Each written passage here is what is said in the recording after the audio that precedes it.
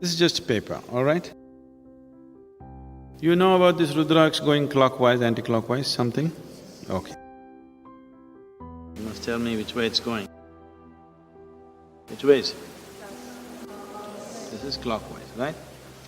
Right now, I've not done any energy transfer or anything, just crumpled it, okay? Just crumpled it. This what? What's it?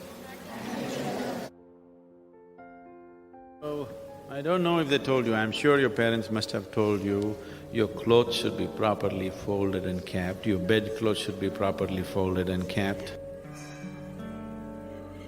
This is the difference it makes in your life. In this country, we were always told, after you wake up in the morning, if you do not fold your bedclothes, then devils will come and dance on it, demons will come and dance on it, and then when you go to sleep next day in those kind of clothes, it's going to affect your life. And that's just a dialectical way of expression, and it's true. What we call as a devil or demon is a negative form of life. What we call as a divine is a positive form of life. That which sustains you, that which enriches you is divine. That which affects you in a negative way is the demon. So just this paper, if you just crumple it and keep it, it attracts the negative form of energy. If you keep it properly folded, it becomes positive. This is why from everything to everything, how the house should be, where you should place what. If… I don't know, these days it's all going away, we are going by modern aesthetics. Otherwise, if my grandmother was here, everything where what should be what, everything should be in a particular way.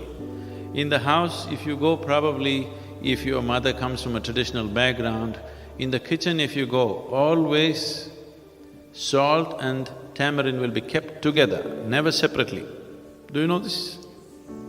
Is it so? Still maintained? Yes, because all this awareness, unfortunately, just became tradition. It's beautiful that it became a tradition, but without giving the necessary understanding to people why it is so. Simply do it. After some time, somebody comes and says, why should I do? I'll keep tamarind on my head, salt somewhere else. It doesn't work like that. All these items have something to do with how you live, everything, how it should be kept. So the whole science of seeing how this human being can function at its maximum vibrance, even a simple peasant in this country knows about it without knowing about it. You know, he does not intellectually or consciously know about it, but he just knows this is how it must be done. Because the whole system of yoga was made into a cultural format and given to people because people saw the impracticality of teaching every aspect to every human being on the planet.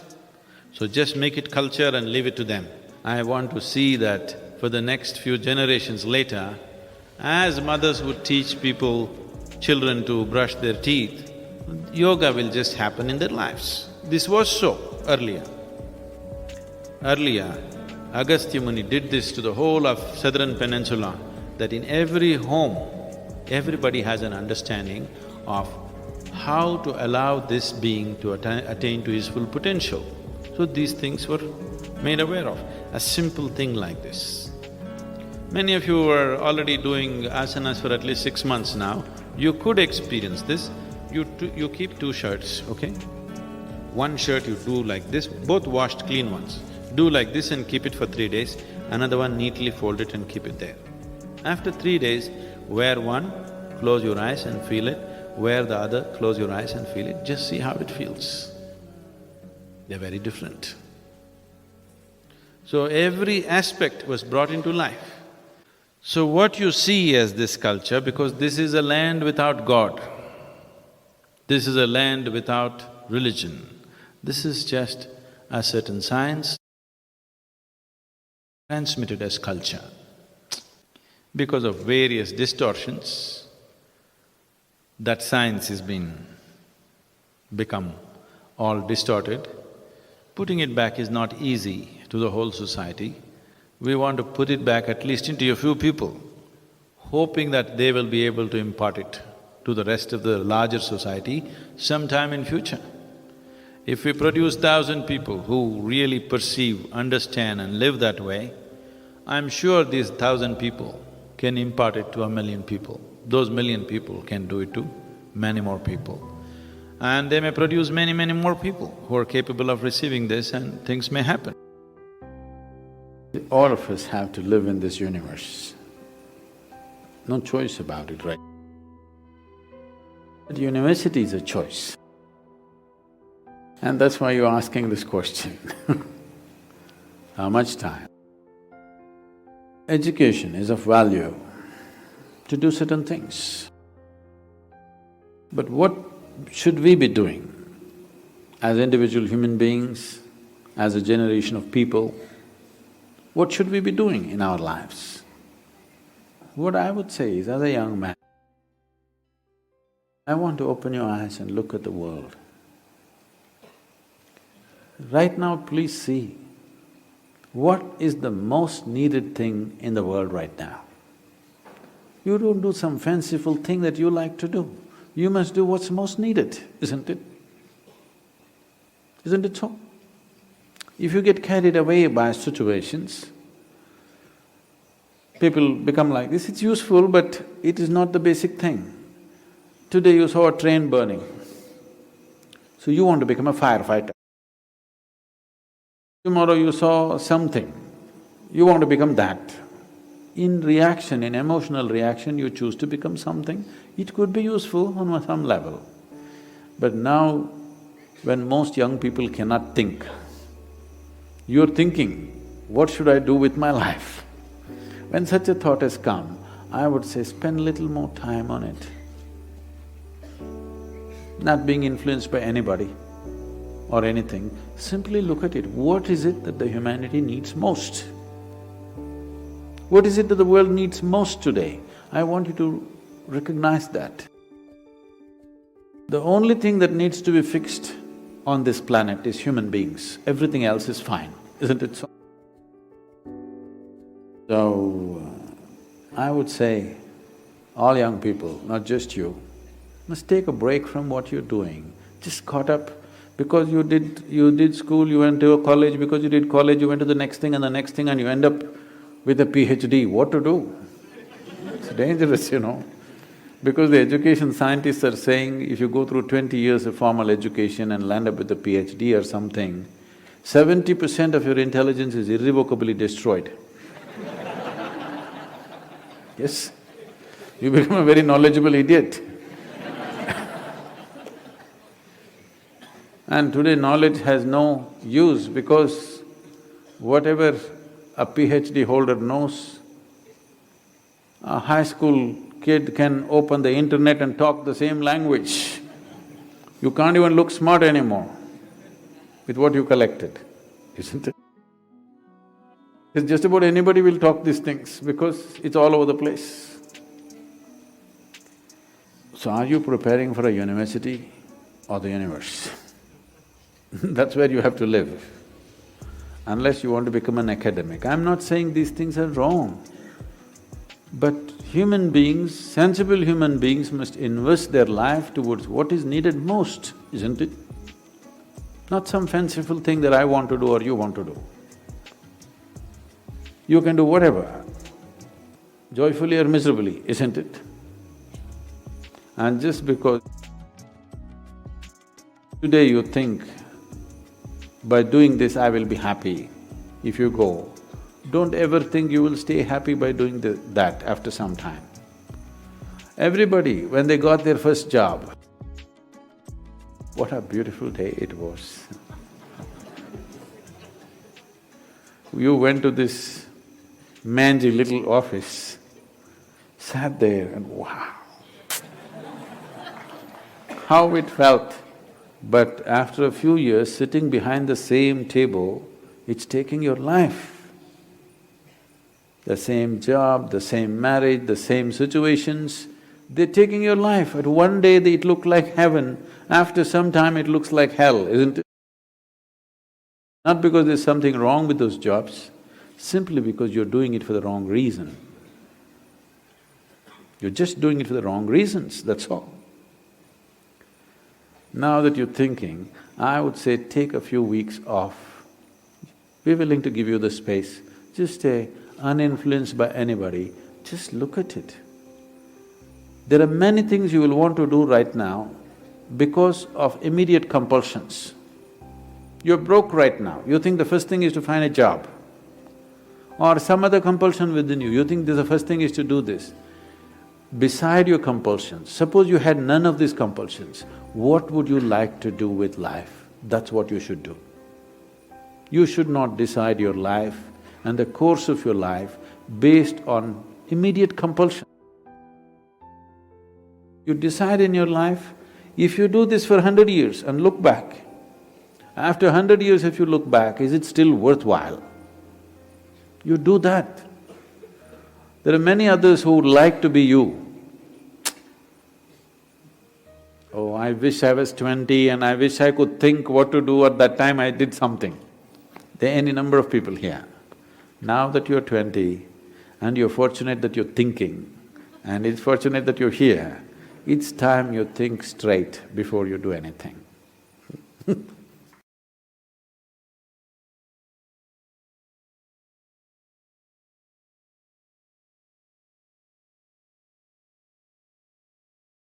Well, a tragedy is unfolding.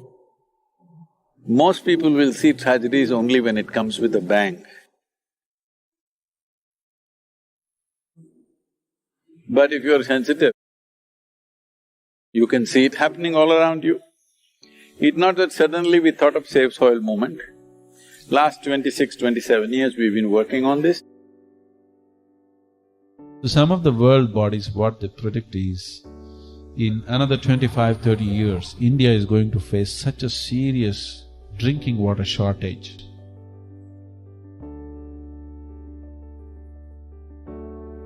In the last 15, 20 years, many small streams and rivulets that you had seen when you were children no more exist, they're just gone. Not a joke, this will bring untold suffering to human race, untold suffering.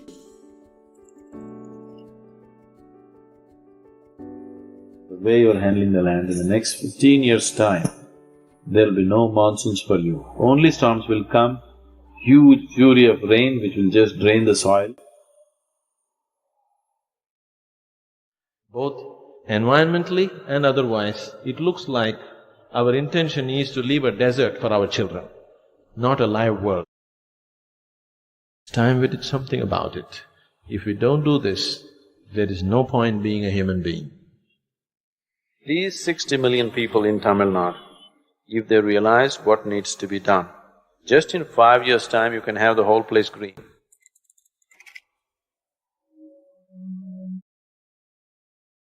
Today, the spotlight is on a project called Green Hands in India. We started a mass campaign and 6 years I spent planting trees in people's heads. That's the most difficult terrain, believe me.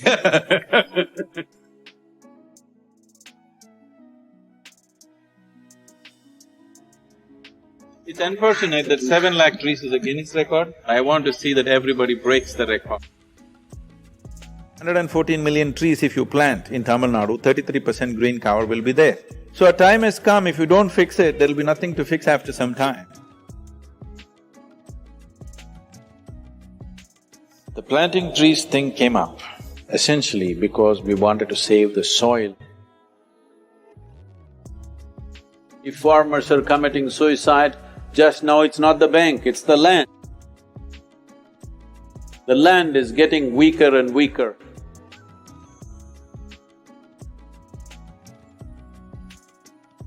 Yes, we're pumping poison into the earth like crazy. Suppose all the worms got poisoned. They died in big numbers, let's say. People will die in millions, just like… I took thousands of people, what they are breathing out, the trees are inhaling. What the trees are exhaling, they are inhaling. Bringing this experience into people, that what you think as myself is not within the boundaries of your physical nature, it goes well beyond that. This is not a protest, nor is this an agitation. This is a campaign to raise awareness that our rivers are depleting. Everyone. When I say everyone who consumes water must rally for rivers. Why this journey? It may not happen in our lifetime, but we have to set the direction now for a solution.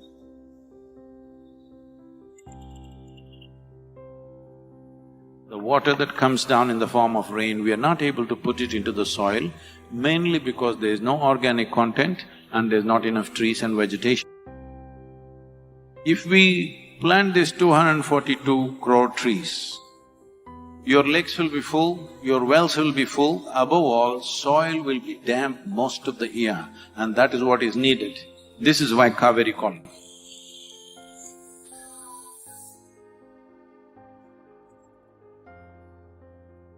The very body that we carry is soil. Without soil being rich and well, this body and every other life cannot be well.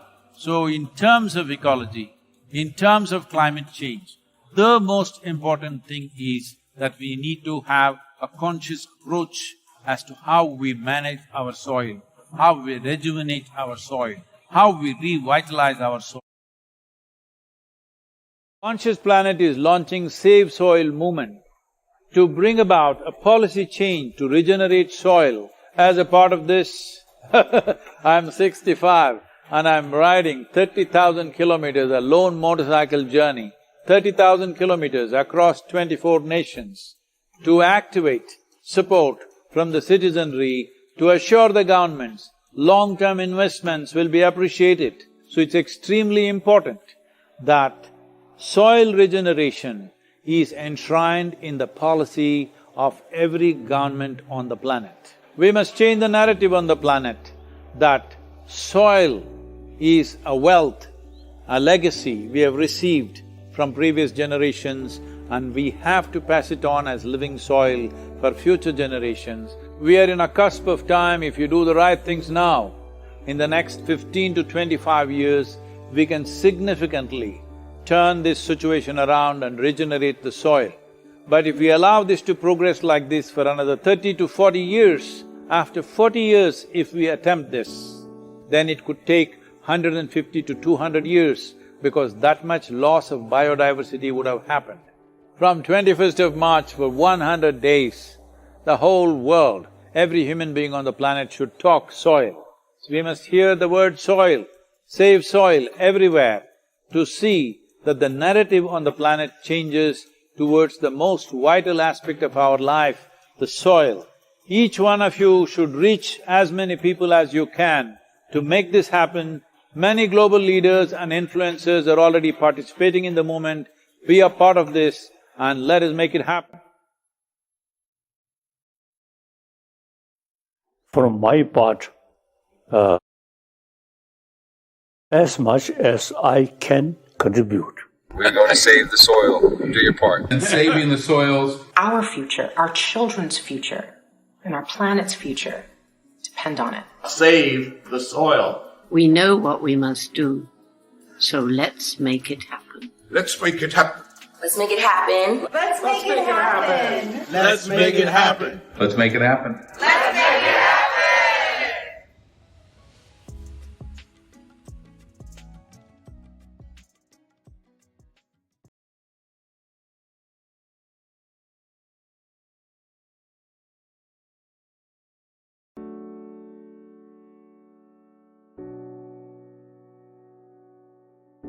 Today's Mother's Day. For all the mothers who are here, congratulations. The beauty of motherhood is not in reproduction. The beauty of motherhood is in inclusion. She saw you as a part of herself. It is the willingness to include another life as a part of yourself.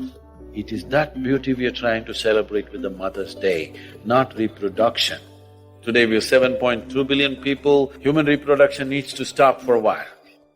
It's important that you understand you've taken one cell or you've given one cell to somebody. You're thinking, that's a big thing. Mother Earth has given you all this. That's not a big thing. The source of creation has given you the very life process. You might not recognize where it is, what it is. But this is sure, you didn't create it, right? You didn't create this life, nor did you create the cosmos. Why don't you identify with that which has given you a whole cosmos? Please expand your idea of the family. May you all know the joy of being mothers. It doesn't matter whether you're a man or a woman. When you step out, when you look at other people, may you enjoy the inclusiveness that a mother might have enjoyed. I just want to know, this yoga is making me very delicate, and it is actually making me… So you are one of the ardent followers, is it? Give the microphone to the students, okay, finish the…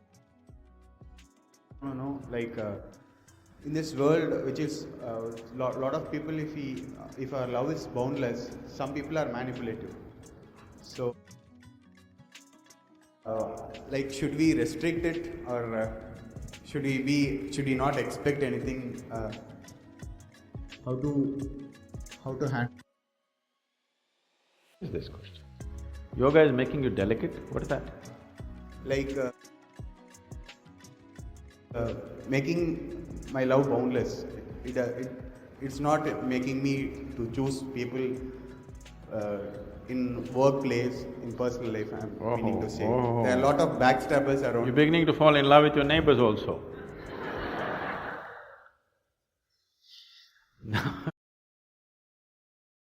Now, please understand this. The yoga that you practice is about enhancing the interiority of who you are.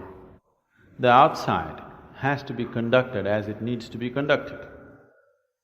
When you do not know how to conduct the outside, you think it's because of your love. It's not. Just because of your stupidity that you cannot conduct the situation the way you want it, isn't it? So if you're driving on the street and you see a buffalo, and if you go give it a kiss and say, please, I love you, please move away, buffalo is not the problem, isn't it? You're the problem, yes or no? Is buffalo the problem? Buffalo is behaving according to its nature. You are not behaving according to your problem with you. So, that is not because of love, that is because of confusion and whatever, and that definitely yoga has not done that to you. Yoga brings clarity to you, not confusion. So, our ability to handle situations, if they're impaired because of some fanciful idea of love or whatever nonsense you have, then that's not love. That's just… you're silly and soft in your head, isn't it? Should love empower you? Okay, even if you're loving, should love empower you or impair? Empower you, isn't it? If it's impairing you, it's not love. You have some convoluted idea about love. If you love somebody, will you do pretty things to them always, or will you do what's needed? Huh? You'll do what's needed, isn't it? If you have a child and you love this child, if you have to feed him, you feed him, if you have to hug him, you hug him, if you have to whack him, you whack him. You do what's needed, isn't it? So, love does not make you lose your discretion. If you're losing your discretion, it's because you're becoming a Dhritarashtra.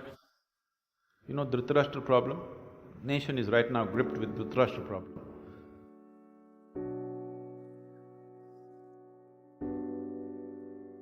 Don't know what that is? Don't know what Dhritarashtra? You heard of the man? The biggest influence right now in the country. We are using some 5,600 liters of water for 1 kilogram of rice. The same thing is produced in China for 350 liters of water. 84% of the nation's river water is used for agriculture. That's not the way to do it. See, these are all because This is a… can't judge anything in post-mortem, but because they gave support price only to three basic crops, rice, wheat and sugarcane. So everybody started growing. These three are very thirsty crops, they drink too much water. And anyway, the way we are growing paddy, nobody else grows it like this anywhere in the world. We are using some 5,600 liters of water for 1 kilogram of rice. The same thing is produced in China for 350 liters of water. We are farming as we were farming 1,000 years ago. The paddy crop does not need that water. To destroy the weed, we are filling water, that's all. With drip irrigation, you can grow paddy much better. You can get better yields. Our yields are also extremely low, per acre yields. And our water expensive because this land was so rich with water. We did like that in the past, that's not the way to do it. 84% of the nation's river water is used for agriculture. Agriculture is being done in a very inefficient way. All the knowledge we have sits in the universities. Farmer is still farming as he did 1,000 years ago. Nothing changed. Only thing that changed is, he moved from organic to chemical fertilizer. Everything else is just same. Still using a wooden plow, most of it. So, this Kaveri, we are looking at planting 242 crore trees. This is not that we are going to plant everything, the farmers will do it in their land. All that government needs to give an incentive. So, to see that this is facilitated in the initial stages at least, we are in the process of, creating large… already we have some 24 nurseries, but now we are expanding this to Karnataka in a big way, leasing out large tracts of land to raise saplings. So we are asking the public, crowdsourcing the fund, 42 rupees is one sapling. So this needs to be facilitated. The last 24 hours we've been in Lucknow, the Lucknow event with the Chief Minister and phenomenal response in Lucknow. Here we are on the Lucknow-Agra Expressway, and what you see here is Ganga. Must be raining in the mountains, all brown and muddy, but she's flowing gloriously, that's nice. By today evening we'll be in Jaipur. We've already covered over 7,100 kilometers, little more than that. And probably by the time we reach Delhi, we should be touching anywhere around 9,500 to 600 kilometers. And I think we have done nearly 120 events till now, and I don't know, countless number of interviews. The media has done a great job in this part of the country too, that they're all rallying for rivers. Everybody should understand this. This is not about me, this is not about a particular institution or any kind of politics, this is about the rivers of our country. The rivers of our country means this is about our life and about the future of this nation and about the future generations who will live in this country. So, everybody should rally for rivers. We have a few more days on the road, make sure it happens in the largest possible way. How to revitalize our rivers, how to sustain them, how to preserve them, how to value them for what they are. This is something that has to become part of the national ethos and also become part of the law, that our rivers are not open to be exploited simply whichever way we want. Yes, we can make use of them, but we cannot destroy them. This is the message. The beautiful Ganga must continue to flow as she has flown for many thousands of years. So this generation, what we do, it is towards this, that our rivers must continue to flow.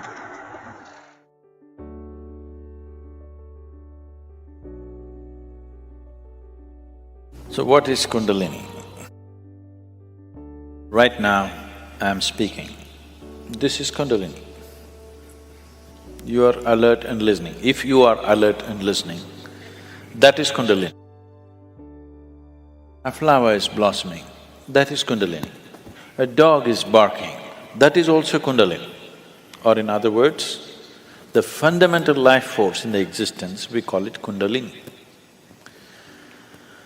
Now, within the system, within the human system, if you look at this as a kind of a life package, it's a piece of life. This piece of life is packed in a certain way with layers of this energy. One dimension of energy comes alive immediately because that is necessary for your survival process. The other dimensions of energy will not come alive unless you do something about it, unless you're aware of it and activate it in a certain way, they do not come into existence, they remain dormant. The dormant energy is way bigger than the energy that is in use right now. To take care of your survival process, to live a physical life completely, to live a complete physical and intellectual life,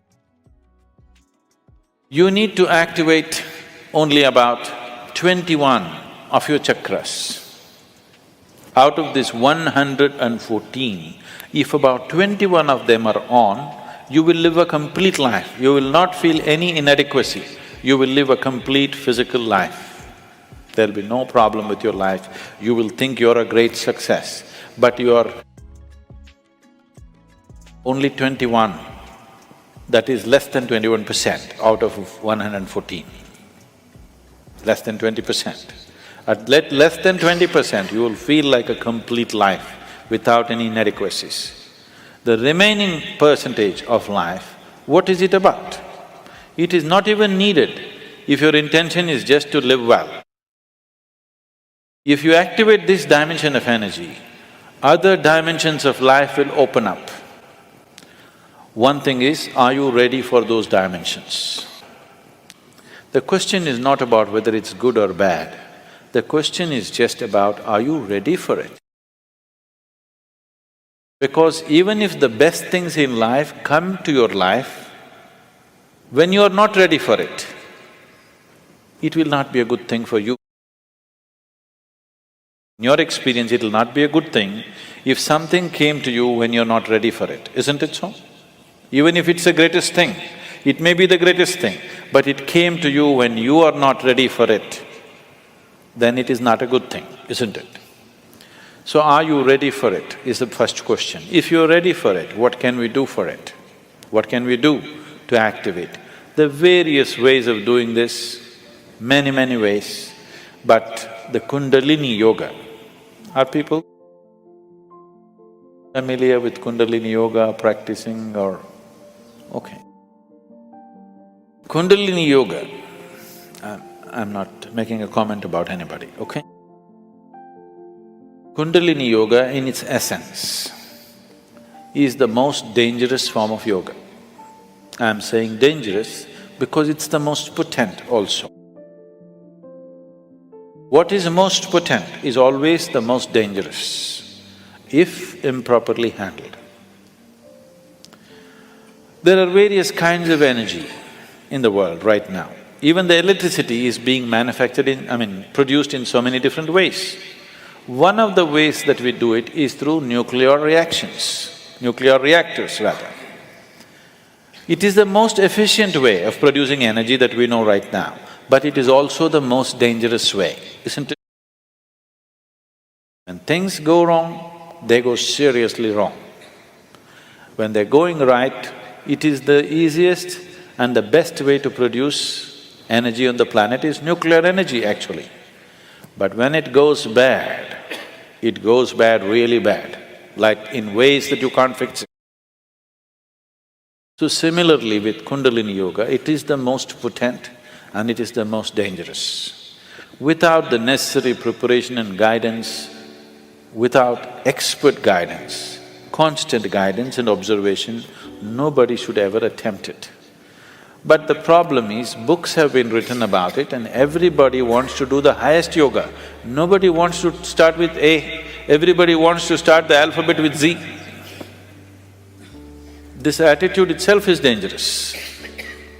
What can be a life-transforming force can become a life-destructive force simply because without the necessary commitment and dedication and focus and understanding, it is being handled. Anyway, about rising the Kundalini. If the Kundalini rises, the dimensions of your life will change so rapidly that you must be willing to make the outside adjustments equally quick. Otherwise, things will fall apart in a big way.